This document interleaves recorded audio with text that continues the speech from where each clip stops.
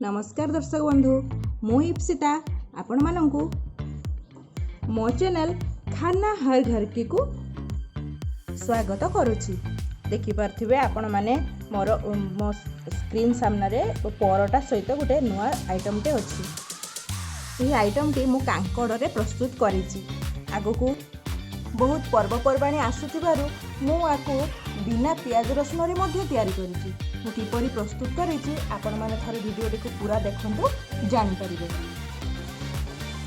Item T देखिबा को जेतिकी सुंदर सेतिकी स्वादिया मध्ये। आपण माने चाहिले अधिका पानी मध्ये रखि परिबे। मु रुटी सहित करिछि सेथि पई मु एतिकी पानी रखिछि। एई परि नुआ नुआ वीडियो पाइबा पई मो चैनल को सब्सक्राइब करंतु एवं फेसबुक रे मोर मध्य खाना हर घर की ना रे जो पेज अछि ताको मध्य फॉलो करंतु। देरी न करी चलंतु प्रस्तुत करिबा ई आइटम।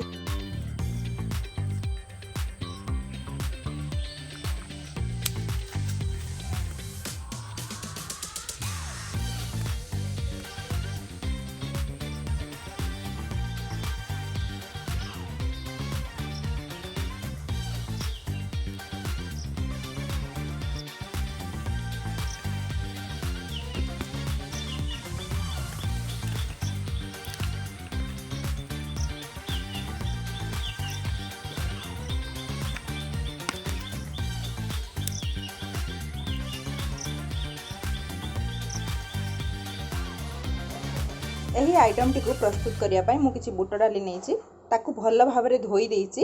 एबे आमे ताकू प्रेशर कुकर रे किछि पानी दुटा तेज पत्र बुट डाली हळदी लूण किछि अदा छेचा दे आमे ताकू 4 रु 5 सीटी मारि देबा। एबे आमे किछि कांकड़ को एंती 4 फाळ करी काटि देबा। 2टी गाजर नेछि एवं मु 2टी आलू को भल भाबरे काटि धोई नेछि। एबे आमे ताकू भल भाबरे फ्राई कर देबा। एबे आमे करेई रे किछि तेल गरम करी आलू आ गाजर को भल भाबरे फ्राई करि देबा। आलू आ गाजर हमर फ्राई हे गेलानी। एबे आमे ताकू काटि देबा। आमे अल्प फ्राई करिबा पूरा डीप फ्राई करिबानी। एबे आमे कांकड़ को फ्राई कर देबा। कांकड़ आमर फ्राई हो गला आमे ताको काढी देबा। एबे आमे तार मसला रेडी कर देबा। खंडे अदा 2 खंड दालचीनी छोटो छोटो दालचीनी गोटे टमाटो धनिया गुंड जीरा तेजपत्र एवं 2टा शुखला लंका को आमे भलो भाबरे ग्राइंड कर देबा। एबे आमे सेई करेई रे किछि घियो नेचे सेथिरे काजू आ किशमिश किछि आमे भाजी देबा।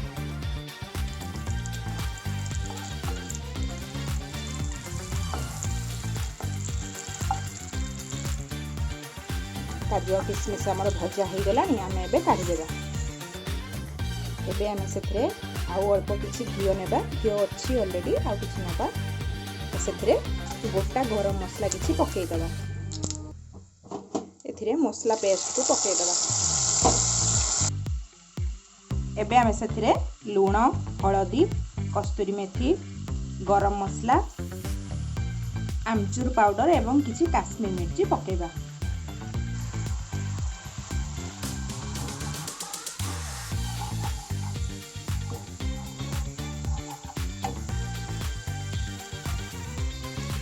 मसला हमर भल भाबरे कसी हे गलानी। आमे एबे सेतरे डाली पकेई दबा।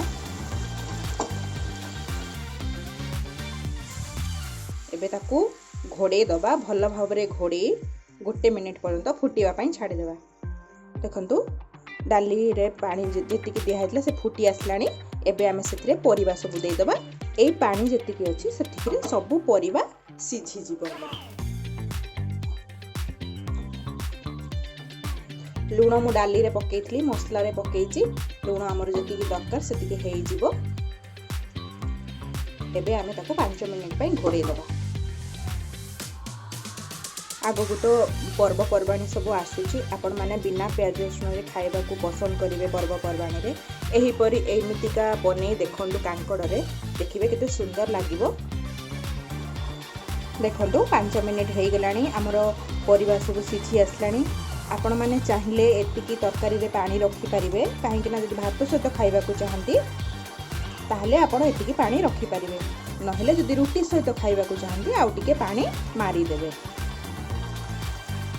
एबे आमे एई समय रे घिओ आउ हेंगुर तड़का देबा आउ टिके समय ताकू ढांकी देबा।